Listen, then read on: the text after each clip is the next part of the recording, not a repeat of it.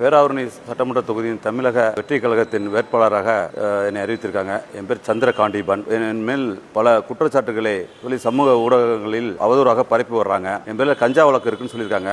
அந்த கஞ்சா வழக்குக்கு உரிய செக்ஷனுங்கிறது இதுதான். இது எனக்கு எங்க வேணாலும் கேட்டுங்க, விசாரிச்சுங்க. இன்றும் சரி, 10 ஆண்டுகளுக்கு முன்னாடி சரி, என் பேரில் இது மாதிரி வழக்குகள் இல்லை.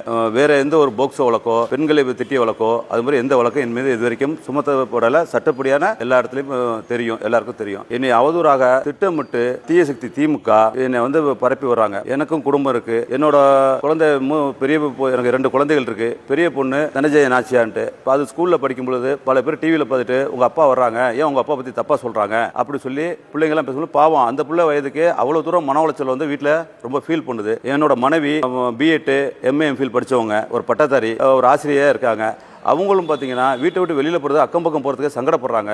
என்ன உங்கள் கணவர் நல்ல இது தானே, ஏன் இப்படி உங்கள் கணவரை பற்றி இவ்வளோ தூரம் அவதூறாக பரப்புகிறாங்க, இதுக்கு ஏதாவது நீங்கள் என்ன மாற்றுறது என்ன பண்ணியிருக்கீங்க அப்படின்னு கேட்குறாங்க.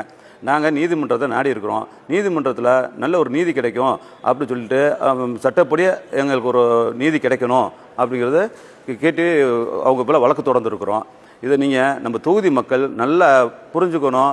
ஒருத்தரை பற்றி அவதூறு பரப்புனா அவங்களும் குடும்பம் இருக்குது, அவங்கள சுற்றி பல சொந்த பந்தம் பிள்ளைங்க எல்லாருமே இருக்காங்க. அப்படிப்பட்ட குடும்பத்தில் நான் பிறக்கவங்கள ஒரு விவசாய குடும்பத்தை சேர்ந்தவன் தான் நானும். ஆனால் இது மாதிரி பரப்பி வரும் பொழுது சின்ன பிள்ளைங்களுக்கு என்ன தெரியும், அப்பா இது மாதிரி உங்களை பற்றி அவதூறாக சொல்கிறாங்களே அப்படிங்கும் பொழுது 4 பேர் அந்த பிள்ளையோட வாழ்க்கைகளை பாருங்கள்.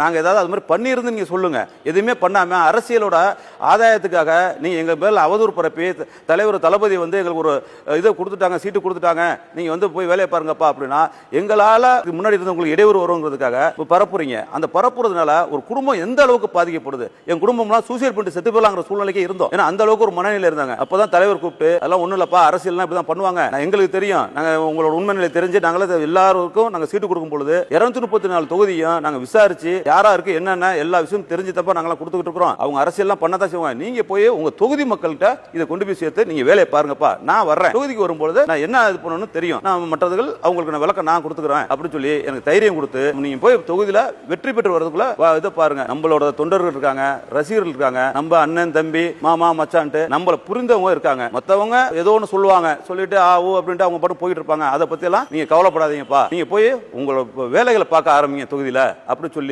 வாழ்த்தி என்னை அனுப்பிச்சுட்டு இருக்காங்க. அதனால நீங்க எல்லாருமே இது மாதிரி அவதூறு வழக்குகளை பரப்புறவங்கள நீங்க என்னங்கறத பார்த்து அவங்களுக்கு பக்க பதிலடி கொடுக்கணும். அப்படின்னா தமிழக வெற்றி கழகத்தின் தலைவர் தளபதியை நம்ம முதலமைச்சர் அரியணையில் உட்கார வைக்கணும். அந்த அவதூறு பரப்பிட்டு இருக்க தீய சக்திக்கு நம்ம கொடுக்கக்கூடிய தக்க பாடம் அப்படின்னு இந்த இடத்துல சொல்லி தாழ்மையோட நான் கேட்டுக்கொள்கிறேன் தொகுதி மக்கள் அனைவரிடம்.